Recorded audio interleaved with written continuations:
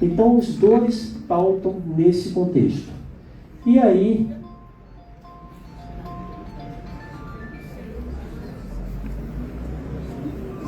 nós temos uma segunda questão, que eu falei anteriormente: como nós estamos envelhecendo?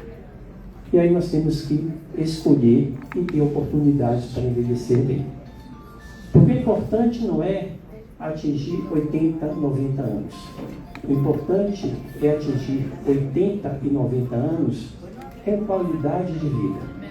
O importante não é acrescentar anos nas nossas vidas, mas vida nesses anos. E o que está acontecendo aqui no Brasil? Como nós estamos envelhecendo?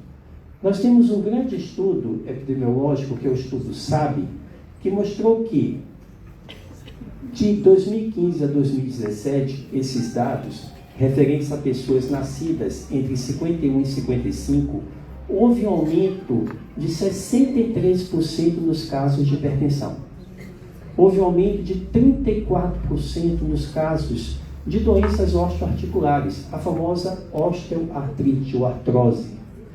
Houve um aumento de 28% nos casos de diabetes, 24% de doença do coração, quase 10% de câncer, aumento de 3% nas taxas de fragilidade, essa síndrome que acomete as pessoas idosas que impedem de se levantar.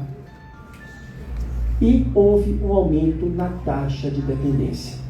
Atividades básicas, como se alimentar, tomar um banho, trocar de roupa, aumentou 24%. Atividades instrumentais, como fazer uma comida, preparar uma refeição, ou cuidar do jardim, ou atender um telefone, aumentou de 26%. Então nós envelhecemos, mas nós não envelhecemos bem.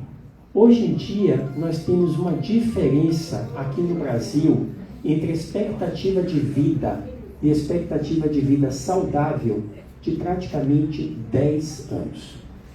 Ou seja, nós passamos 10 anos na nossa velhice, quando nós deveríamos estar aqui, celebrando, confraternizando, e nós passamos 10 anos incapacitados.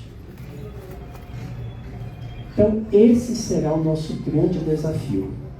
Mudar esse contexto, fazer com que a nossa expectativa de vida saudável atinja essa expectativa de vida. Fazer com que nós consigamos viver 80 anos e 80 anos bem.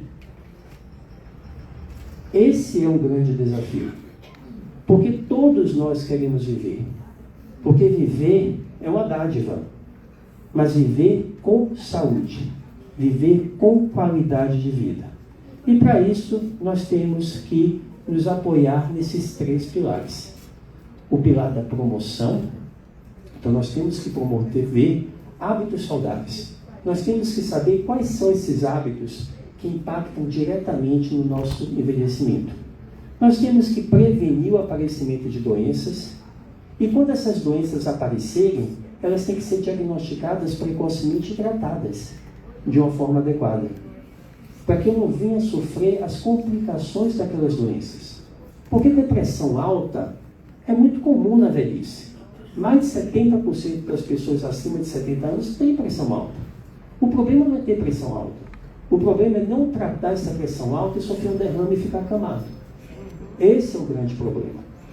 Então eu tenho que ter oportunidade de tratar essas doenças. E quando eu tiver essa complicação, eu tenho que ter oportunidade de ter uma reabilitação adequada. Para fazer com que, com a fisioterapia adequada, eu consiga sair daquela cama e adquirir de novo a minha independência, a minha autonomia. Então nós temos que ser, nós, agentes ativos do nosso processo de envelhecimento. E aí eu trago essa figura aqui, que é o Deus romano, que é o Deus Janus, que é o Deus do início e do fim. É um Deus que olha o passado e que usa a experiência do passado para determinar como ele vai querer estar nesse futuro. E quando a gente pensa no Janus, a gente pensa na questão de que eu tenho que me ligar a esse meu eu do futuro. Eu tenho que pensar como eu quero estar daqui a 10, 20, 30 anos? O que eu quero estar fazendo daqui a 10, 20, 30 anos? E quais são as estratégias que eu vou adotar para chegar naquele eu, daquela forma que eu quero chegar? O que eu vou fazer? Para isso eu tenho que agir. Eu não posso ficar de braços cruzados esperando que tudo caia no meu colo. Eu tenho que ser esse agente promotor. Não é o médico que vai dizer para mim, faça atividade física, e aí eu ouço aquela informação e não pratico atividade física.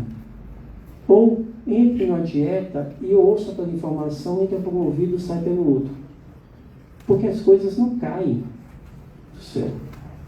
Nós temos que batalhar por elas.